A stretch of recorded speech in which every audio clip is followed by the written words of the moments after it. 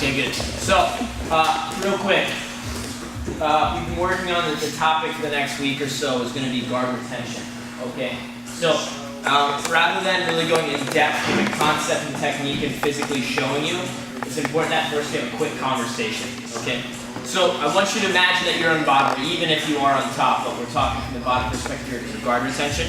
And I want you to think of a guard that you play. Okay, so Kyle can pick any guard he wants. Pick a guard, Kyle.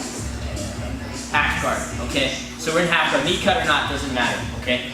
Is it ever going to be useful for Kyle if I have grips in my hands or anywhere above his pec line or higher? Can anybody think of a situation where it's useful for him?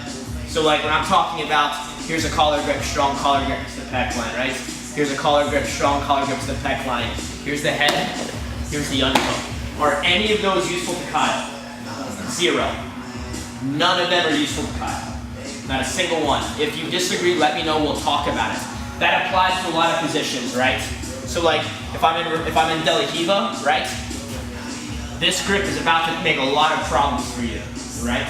So I want you to think that when you're playing guard and you're in a position to where you're not in control and your guard is not active, you really should strongly consider not letting anybody grab anything above your pecs or higher. It's dangerous, right? So, what we're going to work on tonight for guard retention is a simple drill, but the drill is to instill something with you that if you don't have a guard that is active and in control and you're safe, you should be grabbing both sleeves and using those sleeve grips to move your body, readjust, and get an active guard again. The most easiest way to explain this is from a Toriando, okay?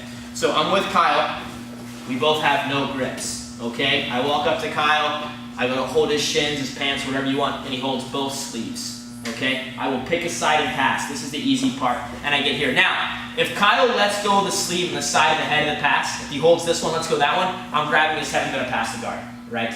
So, first and foremost, he's got to control the sleeve and the side of the head, side of the pass, okay? So I'm going to this side, so Kyle's going to hip escape and square back up, okay? Now pause.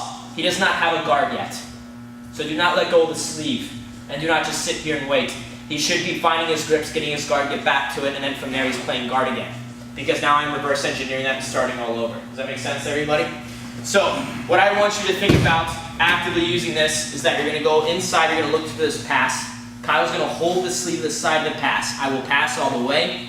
He is going to keep the grip. He's going to use the grip to be able to create distance and not let me grab his head. He's then going to get on his side. He's going to hip escape. He will square back up, and then he is actively pursuing finding a guard.